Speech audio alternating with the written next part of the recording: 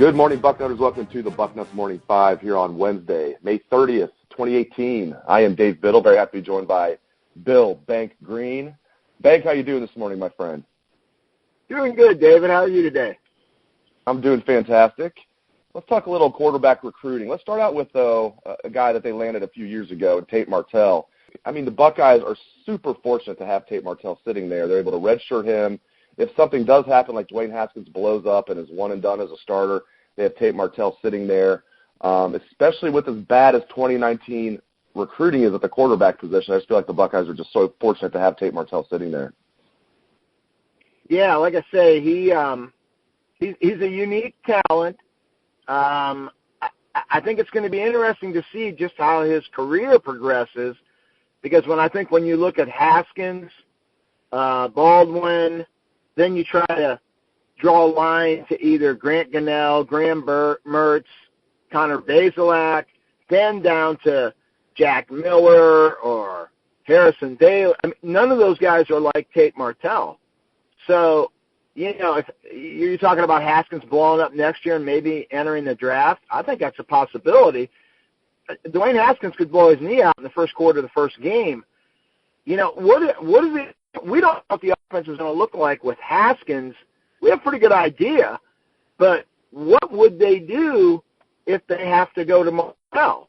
You know what I mean? They go back to the J.T. Barrett offense. J.T., who's as physically tough as any quarterback I've seen, just get beat to a pulp. We saw Braxton Miller forced to leave the position because of physical contact. What can Tate Martell? It's going to be interesting to see. Ideally, you want him to be the backup this year, have Haskins have an amazing year, give Martell more time, to develop, and not have to put him in there against TCU or Oregon State. But it's going to be kind of fascinating to watch this whole thing play out, not just short term, but long term.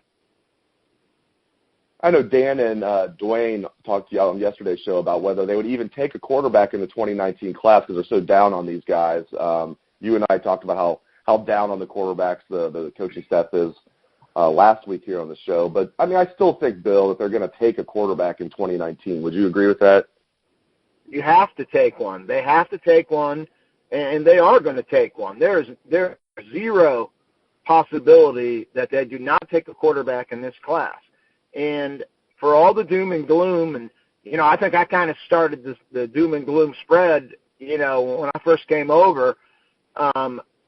If you end up with Grant Gunnell, if you could somehow pull Graham Mertz away, or if you take Connor Bazelak, it's not like these guys are no-chance players at the D1 level. These guys all have offers from big-time Power 5 programs, okay? This is not like where you're taking Stephen Collier, who's probably not a MAC player. This is not the case. So I think the panic is a little bit overblown right now.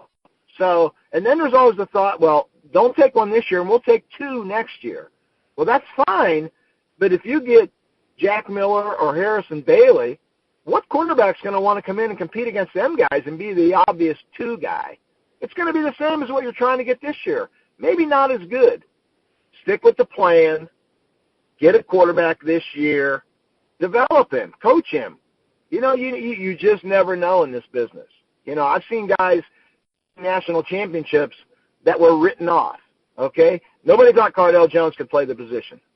Nobody thought Craig Krenzel could play the position. If you remember when Steve Bellisari ran into trouble and lost his job, they didn't turn to Craig Krenzel. It was Scott McMullen. So relax, take a quarterback this year, get the best you can get, and develop him. I want to hear more about Connor Bazelak. That's from my original neck of the woods, Dayton area. He's from Dayton, Kettering Alter. 6'3", 207 is what we have him listed as. Number 32 player in Ohio, number 22 pro-style quarterback in the country, number 661 overall, regardless of position. I have to think those rankings are going to go up. But tell me more about this young man, Bill, Connor Bazelak. Well, he plays in a run-centric offense. They got a great running back named John Bivens. He gets the ball a lot. So I think Connor last year in 11 games, I think he threw 125 passes. So hard to evaluate from that standpoint. You don't see him throw it. Grant Gunnell will throw the ball more in 3 games than Connor Bazelak will throw it all year. But we saw Connor a couple of weeks ago in Massillon at the Nike event, and he was really good.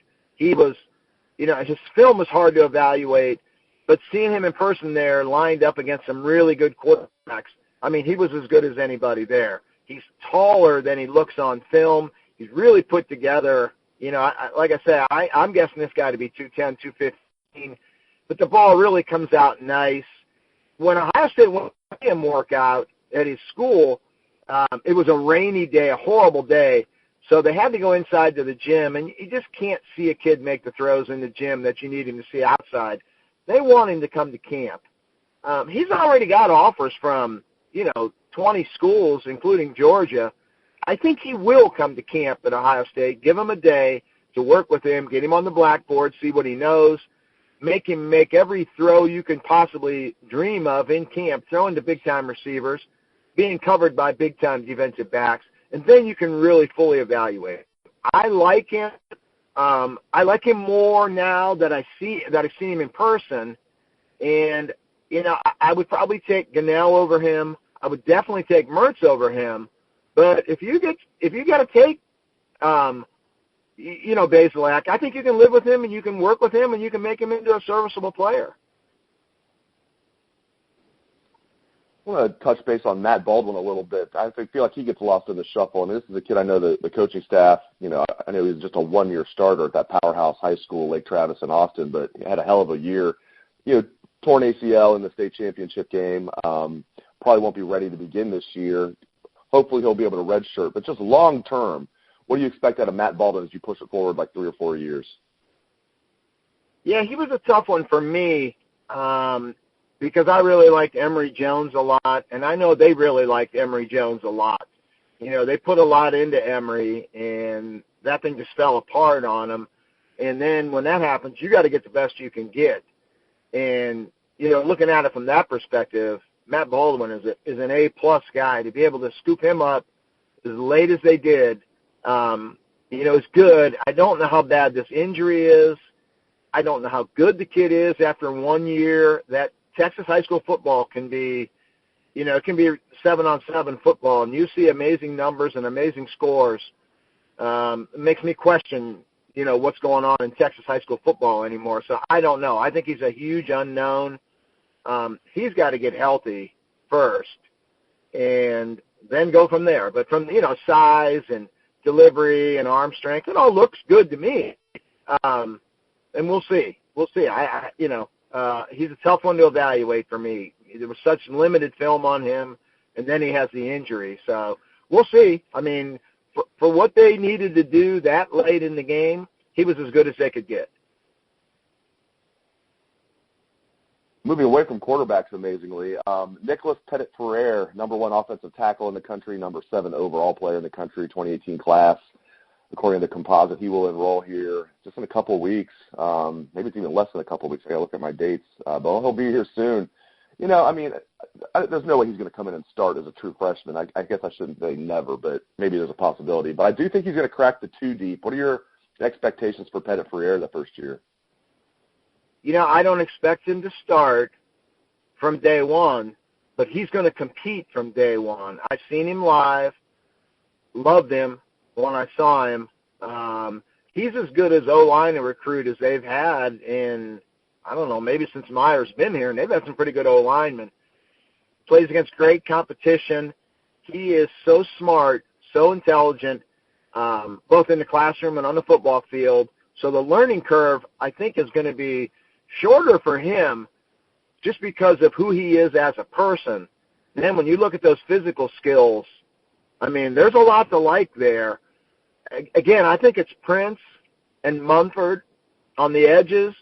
But Petit-Frere will probably be the number 3 guy. And then, heaven forbid, you hate to talk injuries, but this is football. You let Munford or Prince go down, and they have the option of maybe kicking Bowen or Jordan outside, but I think they may go to Petit-Frere. I think Jordan played as a freshman and was really good. And I think Petit-Frere has much higher upside than Jordan. So he's going to play this year. It's just a question of, how much do they play him? And, ideally you don't want an injury. You'd love him to be the number 3 tackle and spot him in as you want to, not when you need to. But the ceiling for this guy is unbelievable, and it may be right now. It might not be 2 years of potential. It may be 2 days of potential when he shows up in June. And for any listener that might have forgotten, in this star-studded 2018 class, he is the highest-ranked member in Ohio State's 2018 class. It's going to be great getting him here and seeing him in action. Hey, before I let you go, let's talk a little linebackers, current Ohio State Buckeye linebackers. Yeah, billion-dollar question here, Bank. Who's going to be the starting linebackers for the Buckeyes this fall?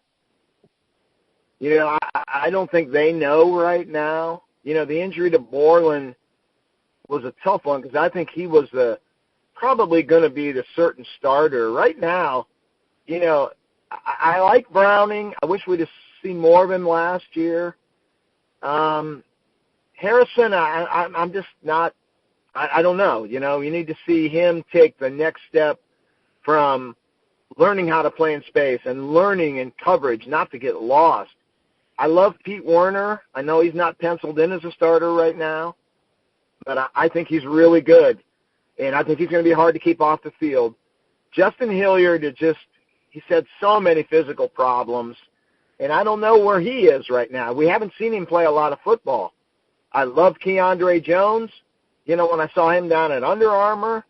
So this is kind of a mosh pit right now that I think it's all going to shake out in the fall. I think, people may have starting jobs right now that they earned coming out of spring, but I think it's going to be a fight to the finish, fight to the death in the fall to see who gets on the field.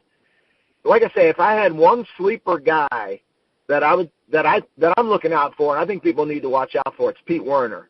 I was down at Cincinnati's camp last year, a year ago, about this time, and did talk to Luke about, naturally you're going to talk about Cincinnati, but we did kind of talk about the OSU linebacker situation. And he was the one that said, man, this Pete Werner is going to be really good. He said, I think people are overlooking him, and they shouldn't overlook him. He goes, Werner's got a chance to be a star. So that always stuck with me. And then when you see the kid on special teams, I mean, there's so much to like with him in terms of his speed, change of direction, and I just think Pete Werner is probably going to be too good to keep off the field this year. I agree with you 100% on Werner. Great insights as always, Bill. Thank you so much for your time this morning. Hey, anytime, Dave. And thanks to all the listeners out there for tuning in to the show. I hope you guys have a great day. Let's hear that Buckeye swag, best damn band in the land.